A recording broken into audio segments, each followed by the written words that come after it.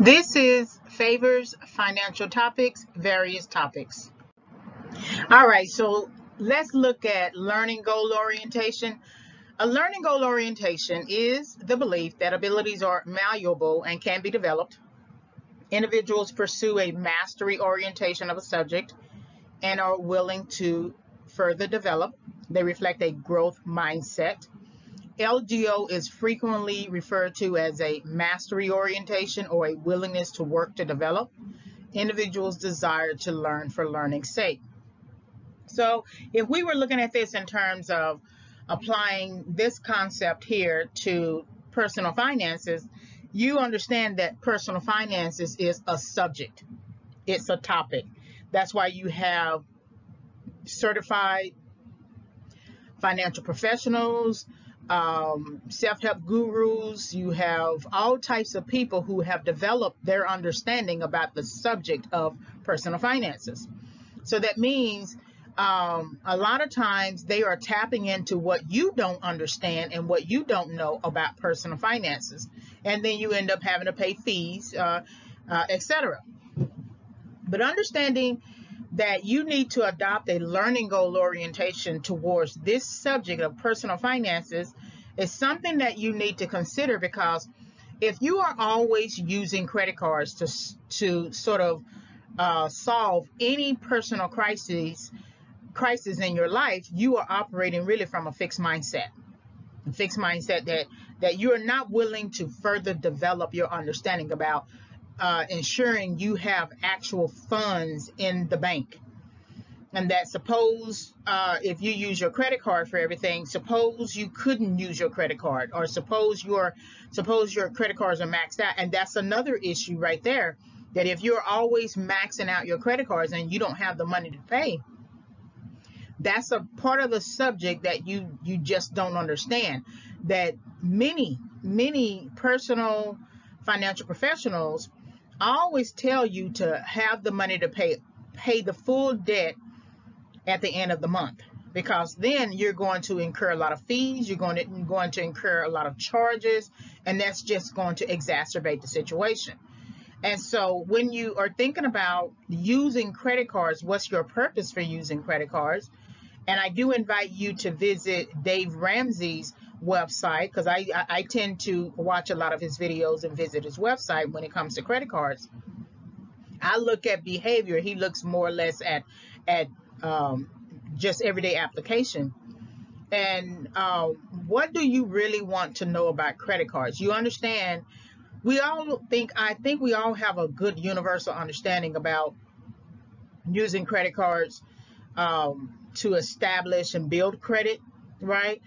That's just sort of like a go-to statement, but it hasn't been anything that has been clear enough for us to really understand why.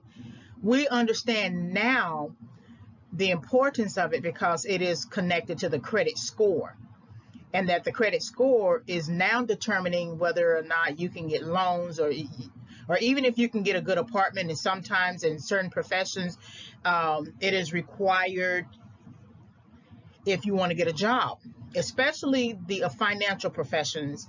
You cannot have excessive debt working in the financial professions, because that speaks to your integrity, that speaks to your ethical dealings, that speaks to your character. And here it is, you want the job to hire you to manage their money.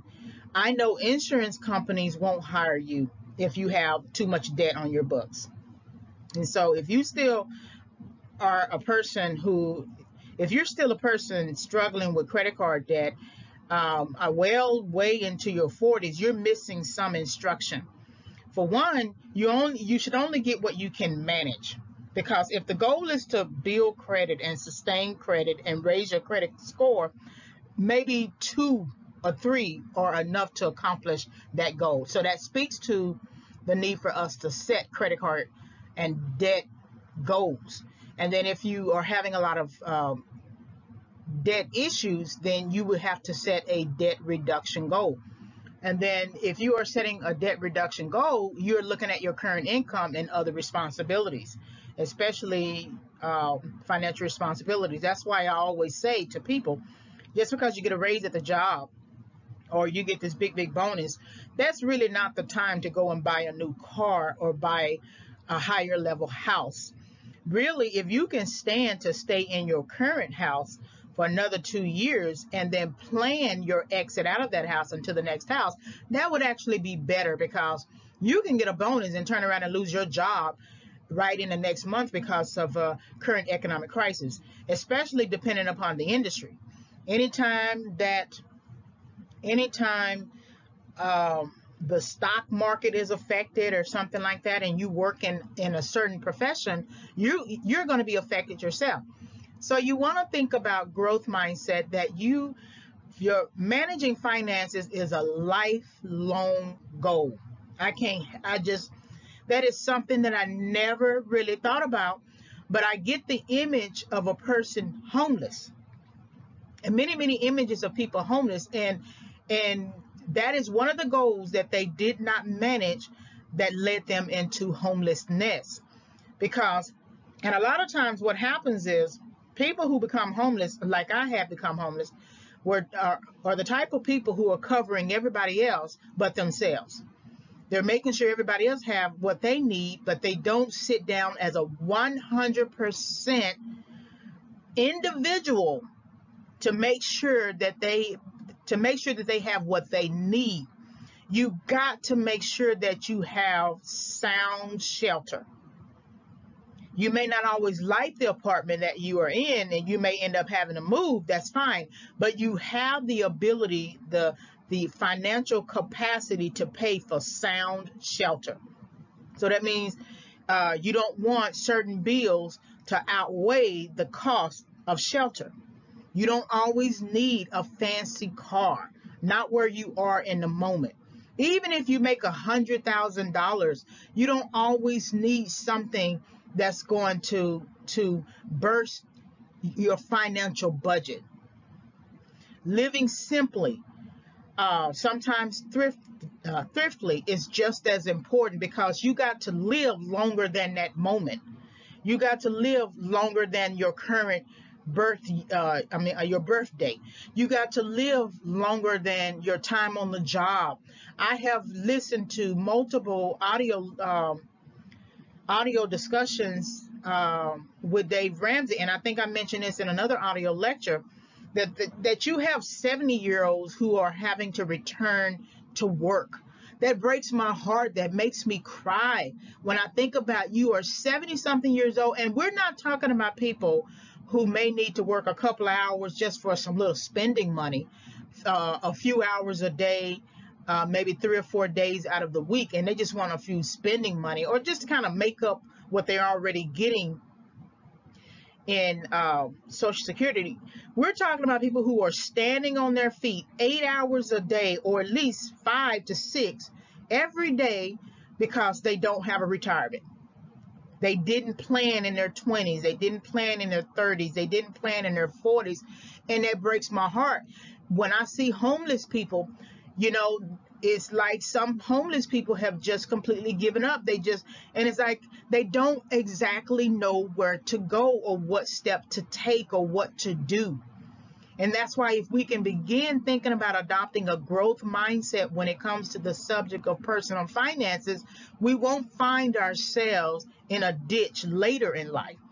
That we need to learn about finances and personal finances and debt reduction and bankruptcies. We shouldn't have to go through a bankruptcy.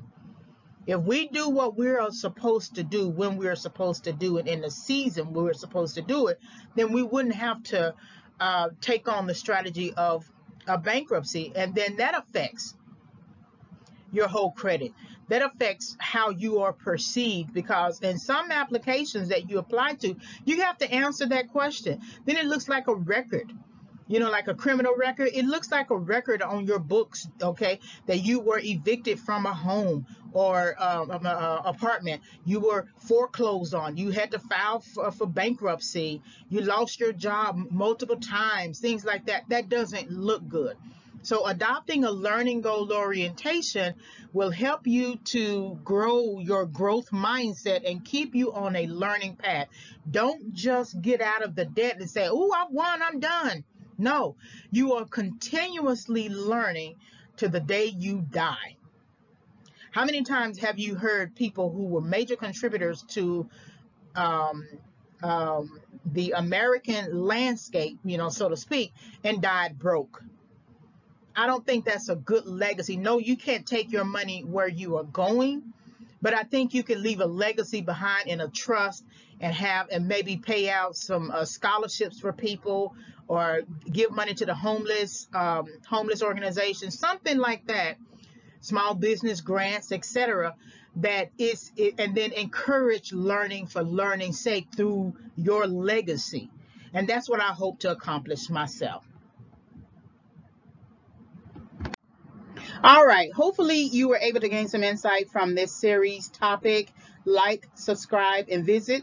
Like the video, hit the notification bell for future videos. You can visit my website, which is still in development, reginayfavors.com. You can always email me with a question, reginayfavors@yahoo.com. You will be able to purchase the book by the end of October 2021. I'm hoping that I will have it completely revised rather. It is already written and done. I just have to edit it. It is Overcoming Setback: 5 Keys for Entering and Exiting Correction. Thank you for visiting the channel.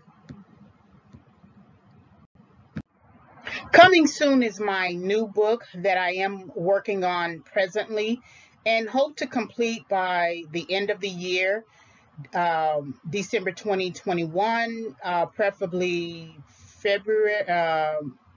February 2022, and that is Favors: Financial Recovery, Psychological Approaches to Overcoming Financial Setback, with some workbook elements. So it is it will be the book that will support the audio series, although I have developed the audio series prior to actually writing the book. So be on the lookout for this new book. When it comes out, when I finish, I will create an audio introduction to the book. Thank you again for visiting the channel.